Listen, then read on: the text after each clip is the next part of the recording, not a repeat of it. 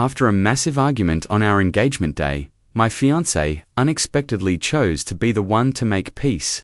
She acted sweet and flirtatious, humbling herself in every possible way, almost making me believe she just wanted a classic fight at the head of the bed. Make up at the foot situation, like she simply wanted us to reconcile quickly. But the next second, she asked if I could allow her childhood friend to join us on our honeymoon. She said Makoto was struggling with depression and needed care and companionship. She claimed that life was more important than anything else, and that it was just a honeymoon.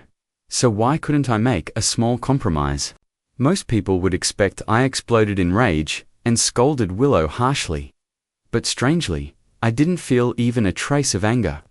I smiled politely and calmly and quietly walked her to the door. I reminded her, remember to take sunscreen, and don't forget your hat and parasol, stay safe.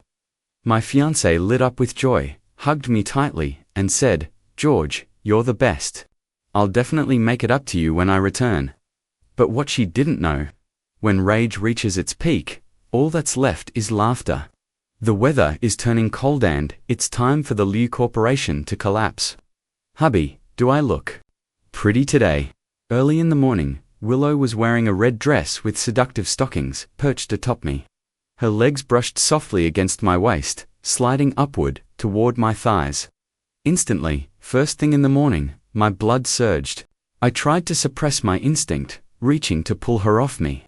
But before I could touch her, Willow panicked a little and quickly got off. With a nervous expression, she said, a friend of mine's been down lately. The doctor suggested I take him out for fresh air. She hesitated, then said plainly, it's Makoto. Makoto, Willow's childhood friend. They'd grown up together, but in high school, Makoto's family business went bankrupt. They only paid off their debts by selling their home. They moved away and lost contact for years, until about a year ago, when they reunited. Since then, nearly every argument between Willow and Matt, or 9 out of 10, was because of Makoto. She said Makoto was suffering from depression and needed her help. What a joke, he supposedly attempts suicide several times a day, and yet he's still alive and well. Because of him, on the day of our engagement party, she abandoned me to face all our friends and relatives alone just to go cheer him up. I was numb.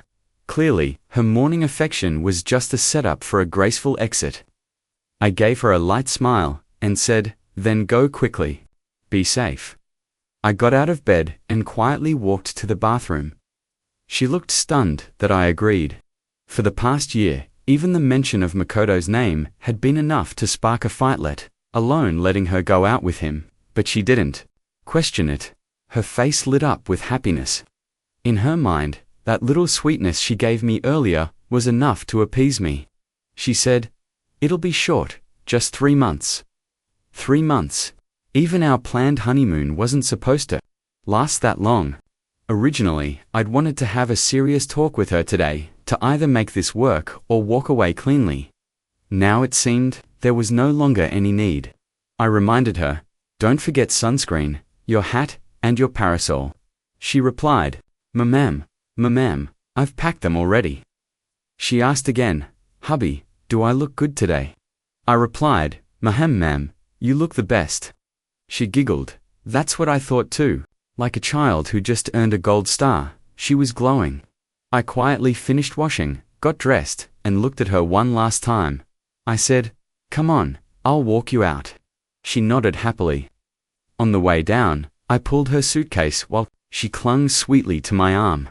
To outsiders, we must have looked like a newlywed couple heading for their honeymoon. But I knew her joy wasn't because of me. As we stepped out of the elevator, she suddenly clutched my arm. I looked up. Makoto stood outside our building, dressed in a suit, holding a bouquet of roses. Anyone would think he was proposing. Willow's grip tightened. I could feel her nervous excitement. Her eyes sparkled with joy. She cared. I'd never seen her look at me like that. She whispered, give me the suitcase. Don't let Makoto see you carrying it. Don't want him to feel bad. I nodded and handed it over. She stood on tiptoe to kiss my cheek, but I gently stopped. Her eye said, don't smudge your lipstick. Willow beamed, tapping my chest with a playful finger. Why are you being so sweet today? When I come back, I'll make it up to you, make up for the regrets from our engagement party, okay? I just smiled without a word.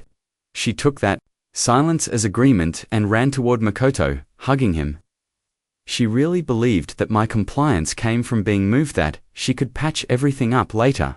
Before, she'd never even tried to make up for anything. She thought a few soft words were enough. Watching her leave, arm in arm with Makoto for the first time, I felt peace. I thought it would destroy me, but this time, it didn't hurt. If I get to keep her, that's a blessing. If I lose her, that's fate. I choose to let go. I choose to set myself free. I won't wait for her anymore. After returning home, I glanced around the wedding apartment again.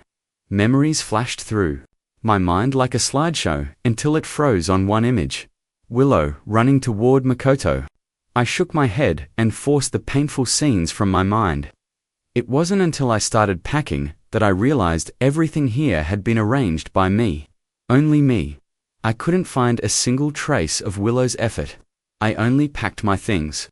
As for hers, I had someone box them and send them to her old apartment. I handed the wedding home over to an agency. Back in college, it was love at first sight for me, but she never liked me.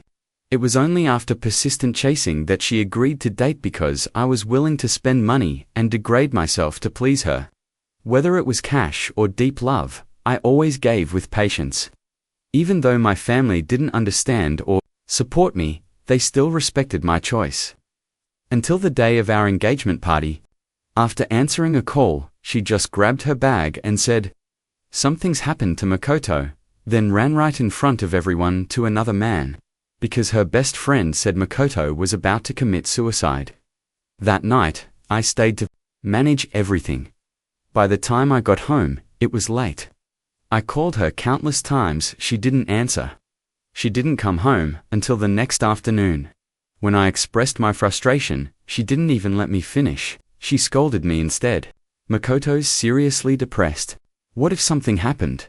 Could you handle the guilt? Can't you have a bit of empathy?" That's when I finally realized everything Sophia had told me was true. In the photos Sophia sent, Willow was hugging Makoto, like lovers reunited. What she felt for Makoto wasn't sympathy. It was something else. In her eyes, even my love couldn't compare to a single suicide threat from Makoto. So I didn't beg or plead like before. This time, I chose silence. And my silence drove Willow mad. She destroyed the wedding apartment I had put together, shattering everything inside, then sat alone and cried miserably. She was convinced I would feel guilty, come crawling back, and try to win her over again with expensive gifts and designer bags. But this time, I didn't. I just stood there, watching her break things, watching her sob. Then I picked up my phone charger and laptop bag, walked into the guest room, locked the door, and had a peaceful night's sleep. That night, I slept soundly, one of the rare nights in years where I truly felt calm. From that moment on, I knew I would sleep peacefully for the rest of my life. This morning, her teasing woke me up. The moment I saw her, I knew she had something to say. And just like I guessed, she had come to offer me a deal so she could spend 3 months away with Makoto. It was nothing but her version of charity. She simply didn't want me to interfere with her fun. Still, I thought she should know where her belongings were. I called her. I said, "I've put your things in your old apartment." But before I could finish, her irritated voice came through, breathing heavily, laced with frustration and cursing. "Are you crazy, George? I told you, I'm busy." Then came a mess of sounds I'd rather not describe, followed by her voice again. "If you want to redecorate, do it yourself. Don't disturb me for the next 3 months, or I'll divorce you." Then she hung up. I just shook my head. Divorce. Willow and I weren't even legally married. At best, this was just a breakup. No need to dramatize it. After submitting my resignation at HR, I stepped out into the bright sunlight, feeling lighter than ever. Finally, I could leave this suffocating city that had held me down for 5 years. If it hadn't been for Willow, I never would have stayed. in City waiting like a fool all these years. Looking back, whether it was enjoying my life or going back to inherit the family business, anything would have been better than staying for her. Originally, I planned to return home after graduation, but she insisted I join her father's company to gain experience and make a good impression on him. Only then, she said, would she consider revealing our relationship to her family. If I refused, she'd threaten to break up. I never thought this so-called experience would last 5 whole years. 5 years earning just 4,500 yuan a month. With my capabilities, even if I didn't take over the family business, I could have easily made 3 elsewhere. As for her father, forget gaining his approval. I barely even saw the man. In my 3rd year there, I led a successful project that earned big profits, and our team leader recommended me for the highest salary raise. But when Willow found out, she exploded, accusing the leader of favoritism in front of everyone. When I tried to reason with her, she snapped, "Just because we're together, do you expect special treatment?" She didn't even let me finish. "You trying to live off a woman now? You know, I can't stand men like that. If you want a raise, earn it yourself. Don't suck up to the boss." After that, I said nothing more. I distanced myself emotionally, poured all my energy into bringing in business, just to prove my worth. But when she brought Makoto into the company, and her father made him vice president within 2 months, that's when I finally understood. It was never about how capable I was. She just didn't care. I shook off the thoughts, took a deep breath, grabbed my suitcase, and headed to the airport. When I reached the 2nd floor lounge, I ran into Willow. She was holding the jacket. She had never shown that kind of attentiveness to me before. I pretended not to see her, and continued walking toward the gate. But she blocked my way, and then turned to glare at her best friend, Sophia. "George, what are you doing here? Did you force Bingbing to tell you where I was again?" She was being loud. I rubbed my temples and said, "I quit my job. I'm looking for a new one." Her voice shot up several octaves. "Quit? What? ZX Tech wasn't paying you enough." Hearing her mention salary felt like a bad joke. Then Makoto chimed in, sarcastic as ever. "Willow, maybe George is jealous. You're spending too much time with me. He probably just wants your attention. Why else would someone leave ZX Tech when everyone else is dying to get in?" Completely ridiculous. But Willow believed him. "George, you're being childish. I've told you again and again is a patient. Can't you stop being cruel to someone who's suffering?" I didn't bother arguing. Instead, I asked, "Why are you still here?" Their flight should have been in the morning. It was now afternoon. Willow looked guilty. Makoto answered, smugly, "I didn't finish packing." Willow helped, so we missed the flight. But no worries, she booked a private jet. I nodded. Keeping my tone flat, "You got that approved pretty fast." As I turned to leave, Willow grabbed my arm. "Are you that eager to see me go? Where are you going? Planning to meet some girl while I'm away?" What a joke. She was the one wrapped up with another man. The one who left me alone at our engagement party. The one flying off with him, and yet she was accusing me. I replied, "I'm heading back to the capital to catch up with my brothers." As soon as I said that, she let go. I gently pulled my arm away. Sophia smiled sweetly and said, "Brother Wong is just going out to eat with friends. Willow, don't overthink our plans. Ready, let's go." Hearing Sophia's reassurance, Willow's expression softened. She grabbed Makoto and walked off, tossing one last line over her shoulder. "George, don't be silly. Once you're done playing with your buddies, come back to work. I'll have my dad promote you and give you a raise, all right?" I almost laughed out loud. Return to work. Over the years, I had brought Liu Corporation countless major clients just thanks to my last name. Even if I did nothing from now on, whether ZX Tech survived or collapsed was already in question. The plane landed at Capital International Airport. And right then, Makoto updated his social media. A picture, he and Willow, fingers tightly interlocked. Caption, "Wherever two people in love go, they are always happy." A second later, a message from Sophia popped up. Wang Jie, now that you're back in the capital, just relax. Enjoy some time with your brothers. The sunshine in City C has its own flavor. She attached a sunlit selfie. I replied with 2 words, looks great. Back home in the capital, after having a proper conversation with my family, they gave me time to recover and clear my head. And just like that, I began living freely again. Fishing and joking around during the day. At night, it was clubbing, karaoke, gaming, drinking with my brothers. I felt happier than I had in years. Funny how life without Willow turned out to be absolutely wonderful. I remembered once, after a fight, I bought her a limited edition Chanel Snow White handbag for 150,000 yuan. Now, I wouldn't even pay that for her loyalty. Yet she turned it down and sold it to a second-hand dealer the very next day. That 150,000 yuan couldn't even buy me a single smile from her. Meanwhile, now opening 2 crates of Armand de Brie at a bar didn't even cost me that much. And the bar manager, along with all the staff, would welcome me with warm smiles and endless hospitality. It felt almost unreal.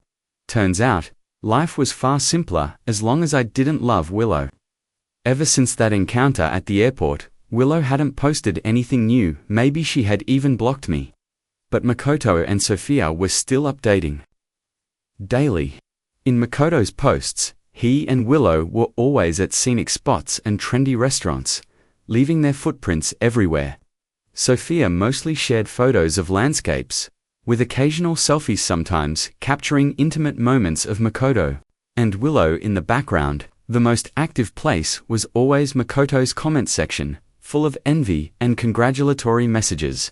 Such a perfect couple. When are Willow and Makoto getting married? At first, former co-workers still tagged me under those posts with shallow blessings. Later, I noticed Willow would even like Makoto's posts, never once denying the comments.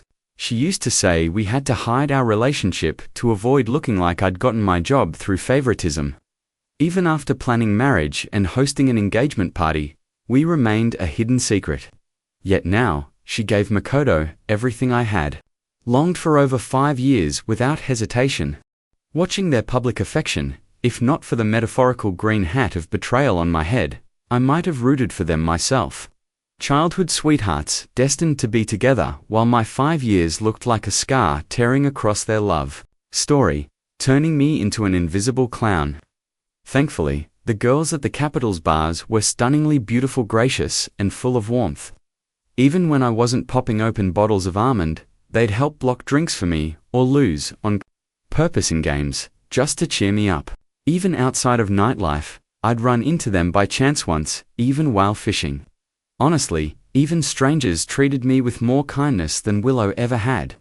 For a whole month, Willow didn't message Mand, I didn't reach out either. After removing her from my pinned chats, I didn't even know where her window had disappeared to. Then, a month later, her messages began again. George, have you eaten yet?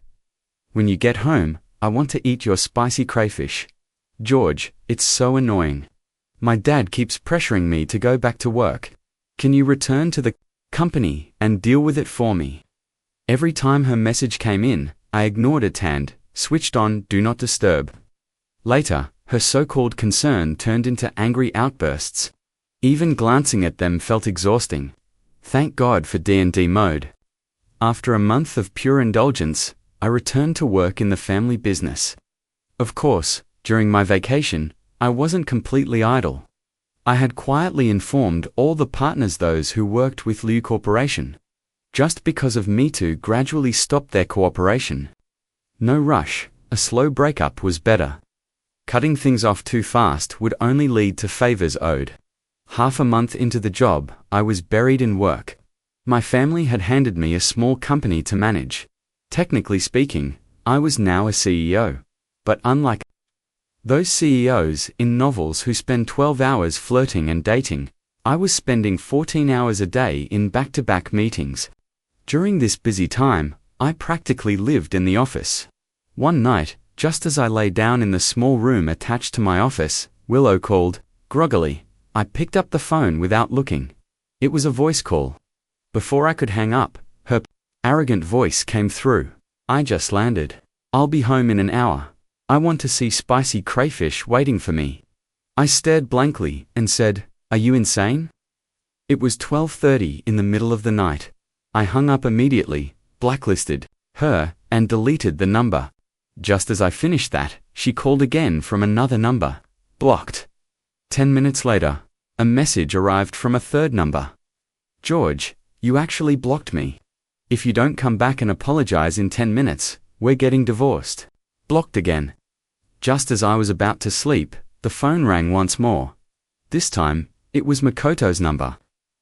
Curious, I picked up thinking I'd hear his usual nonsense. But what I heard was Willow sobbing. "George, why did you sell the house? You promised you would never leave me." I froze. I thought it was Makoto, but it was Willow. For a second, I wondered if I was hallucinating. I asked hesitantly, Who are you?" Hearing my cold tone, her voice wavered, filled with panic. "George, it's me, Willow. Where are you? Have you been drinking? Tell me where you are. I'll come right away." Now that I could tell for sure it was her voice, I felt irritated and said bluntly, "Are you crazy?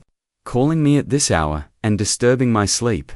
That house was paid for entirely by me. It has nothing to do with you. If I want to sell it, I don't need your permission." I ended the call and turned off my phone. Then, I slept soundly. At 7:30 in the morning, my alarm rang. To avoid oversleeping, I had set both my phone alarm and a backup mechanical one. After getting ready, at 8 sharp, I heard my assistant Anna open the office door. I stepped out and she greeted me with a smile. "Good morning, President Wong. Today's breakfast: quail egg stuffed buns, tomato and mushroom soup, yam and lean pork congee, and 7-steep jasmine black coffee." Anna was one of the talents trained by our group and assigned by my father to support me. Alongside Anna was another assistant, David. Under my father's arrangements, they weren't just here to help run the company but also to take care of my so-called helpless life. This week was Anna's turn to manage my meals. After a sip of coffee, she had already laid out everything. I took a bite of the quail egg bun and smiled. "Anna, your mother's cooking is amazing." "This is delicious," Anna grinned. "Thanks for the compliment, President Wong. Makes the breakfast subsidy totally worth it." After joking around, she slid a tablet in front of me, filled with today's jam-packed schedule. I felt like my throat was being strangled. Both Anna and David were incredibly diligent, partly because aside from the breakfast allowance, my father also counted their early arrivals as overtime. By 9 o'clock, the office was already buzzing. Suddenly, the door swung open, confused. I looked up. A woman walked in. The front desk girl followed behind, apologizing and saying she couldn't stop her. I waved it off. It was fine. But honestly, seeing Willow in my office, on a Monday morning at 9, with tears in her eyes, like seeing a ghost, knowing her, she would never show up like this, especially when my office was over 1,200 kilometers away. By train, it would have taken at least 6 hours. By the fastest flight, since there were no night trains, she must have flown out. At dawn, her messy hair and pale face showed she'd traveled all night. I stayed silent. Willow, crying, asked me, "Do you know how long I searched for you? I asked all your friends before I found out you were back in the capital. Why did you leave without telling me anything? Do you even know how worried I was?" She cried. I raised an eyebrow, replying coolly, "Didn't you see me at the airport over a month ago? I clearly said I was going back to the capital." I smirked and added, "You asked my friends. I'd love to know which one of them spilled." Willow stared in disbelief and muttered, "Telling me your location is called spilling secrets." I shot back, "Where's your dear Makoto?" Before she could answer, Makoto stormed in, eyes dark, gaze locked on me. "George, do you have any idea how worried Willow was when you vanished to the capital without notice? Is this how you treat your wife? You even sold the wedding house now, she has nowhere to go." His voice rose dramatically, loud enough that nearby staff perked up, clearly ready to eavesdrop. He wanted the moral high ground. Fine, no more pretending. I let out a cold laugh. Makoto, let me make it clear Willow and I broke up. We're not married. Wife, stop spreading lies that could ruin my name. I paused and continued. That house in City A was bought entirely with my own money. Selling it had nothing to do with either of you. Makoto yelled, but you two were engaged. Instead of getting angry, I smiled and stood up, walking closer to him. I was taller, looking down from above, engaged. The day of the engagement party, you faked a suicide attempt. Willow ditched everyone and rushed to your side. Then you both disappeared on your so-called honeymoon. So tell me who exactly was I engaged to? I stared him down. You used depression as an excuse and acted like you were going to end your life dozens of times, and yet here you are, alive and kicking. Honestly, thanks to all that drama, I was spared. If it weren't for your chaos, I might have married Willow and ended up in a mess of a divorce. Makoto was speechless. Willow's face drained of color. I kept going coldly, and now that Willow and I are done, haven't I made space for you too? You already went on a honeymoon. Still couldn't get her to marry you. Maybe the issue is, you're just not enough. That triggered him. Makoto lunged and threw a punch, but Anafast as lightning grabbed his wrist and shoved him back. No wonder my father handpicked her as my assistant. Her reflexes were flawless. Makoto hit the floor. Willow rushed to help him, shouting, Makoto. George, how can you let your assistant hit someone? Hands in my pockets, I glanced at them on the floor. Then I turned to Anna. Nice move. I'll make sure you get a fat bonus. Oh, and didn't you say you liked that Chanel bag Luigi wore last week? I'll have someone send it over this afternoon. Anna's eyes sparkled. She clapped her hands excitedly. Really? You're the best, President Wong. My lucky charm. Her playful words and bubbly tone made me cringe a little. But in Willow's eyes, it meant something else entirely. She suddenly screamed, George, who is she? I knew it, you found someone. While I was away, you jerk. She lunged at Anna. I stepped forward to block her. My father once told me Anna was sharp, both mentally and physically. But her acting skills, top-notch. Seeing Willow act like that, I growled.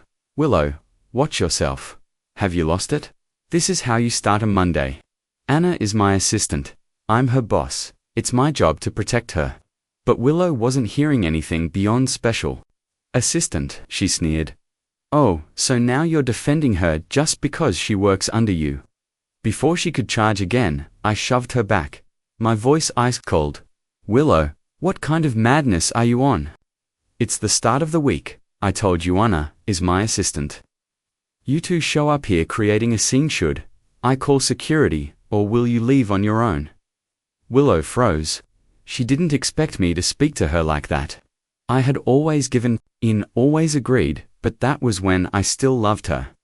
Now, I was done being burned. Still furious, she screamed, You're defending her just because she works for you. Without another word, I opened Makoto's social feed. In the past month, he'd posted dozens of updates. I forwarded all of them to Willow and said, Love makes people happy, right? Miss Liu, take a look at all the sweet little moments you to have posted online. Look at how ZX Tech staff praise you both as the perfect couple. When you were cheating, did I ever cross your mind, even once? You treated me like a backup ATM. What, did you expect me to just accept it? Keep being your doormat forever. Willow panicked. She spun toward Makoto, yelling, I told you to block him. Why didn't you? Anna rolled her eyes. Two-faced and shameless still had the nerve to follow President Wong all the way here. Isn't she supposed to be the precious princess of ZX Tech? Pathetic, her words lit a fuse. Staff around us joined in. Yeah, seriously. What did President Liu teach her? Must be chaos over there. We should stay far away. She's shameless. Dragging in drama like this, came here with her side guy like it's normal. Cheating and still acting like a victim. Gross. Just go already. You're wasting everyone's time. Humiliated and scorned, Willow fled in tears. Makoto ran after her, calling, "Willow, wait. Let me explain." I didn't mean to. I turned to my team and said, "Sorry, you all had to deal with that first thing in the morning. Lunch and bubble tea on me today. Don't let it kill the vibe. Just tell Anna what you want." A cheer went up from the office. Free food and gossip. The day was saved. Soon, everyone went back to work like nothing happened. Back inside, Anna resumed the updates. I sent her a red envelope and pulled up the Chanel bag photo. This, the one. Anna peeked and smiled.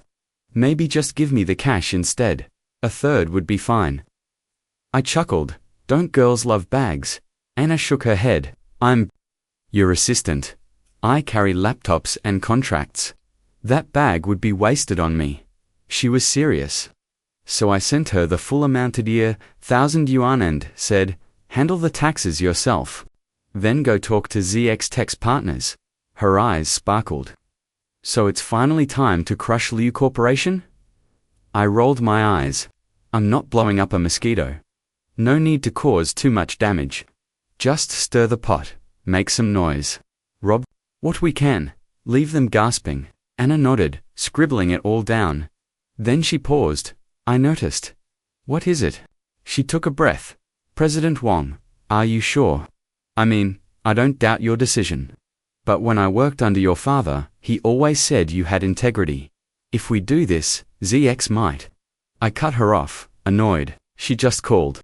"You a homewrecker, and you're worried about her." Anna shook her head. "No. I'm just saying once we cross this line, there's no going back." I looked at her seriously. "You're still the same. But don't worry, I'm not going back to Willow. I'm not that forgiving." Anna knew what was at stake. She was afraid if she carried out this plan, and I changed my mind later, she'd suffer for it. She'd always been loyal, always protected the family name. When she got accepted into Capital University, she even came to our home to thank us. Throughout college, she worked part-time to support herself, refusing further help, surviving only on scholarships. She rejected other job offers just to intern at our company, said it was her way of repaying us. Years passed. I told her everything, my entire tangled mess of a relationship with Willow. When I finished, Anna let out a long, heavy sigh. Then she said, "President Wang. Sounds to me like Miss Lee regrets it now." I went silent. "Regrets?" I replied quietly. "Some mirrors, once shattered, can never be pieced together again." Anna nodded and said, "It's good you've made up your mind." I told her, "Then go cause trouble for ZX. Let them crawl back to City A and stay out of my sight. I don't want to see my walking regret again." "Yes, boss, no problem." "Boss, don't forget your 10:30 meeting review, the files. I'll handle this." Anna smiled and walked out. She worked fast.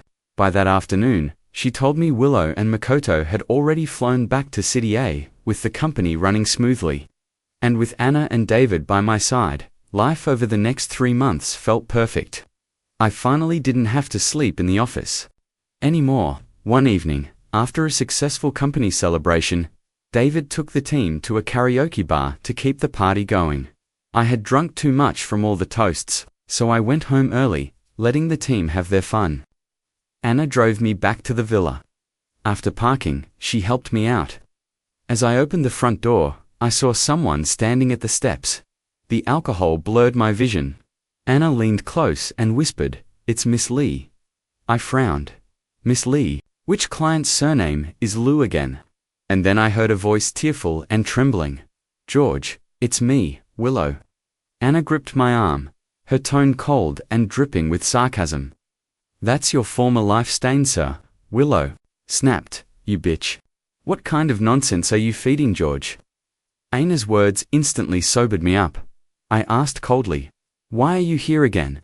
As far as I remembered, with my silent approval, Anna had spent the last 3 months making Liu Corporation suffer, but Willow didn't scream or argue. She just looked at Anna holding my arm and said bitterly, "George, can we talk? Just the two of us." I answered flatly, "There's nothing left for us to say." She looked into my eyes uncertain, uneasy. "It's not like that, George. We shouldn't have ended up like this." I asked, Where's Makoto? The moment his name came up, all the color drained from her face. I loosened my tie and tossed it to Anna. Then I said coldly, he took ZX's shares. He took ZX's money, and he started his own company, one that just happens to look a lot like ZX. And now that little company of his is turning around to bite you. Willow, you really outdid yourself. You let that parasite feed on ZX the entire time, and not only did you stay silent, you helped him. Before I could finish, Willow reached for my hand, but Anna stepped in and blocked her.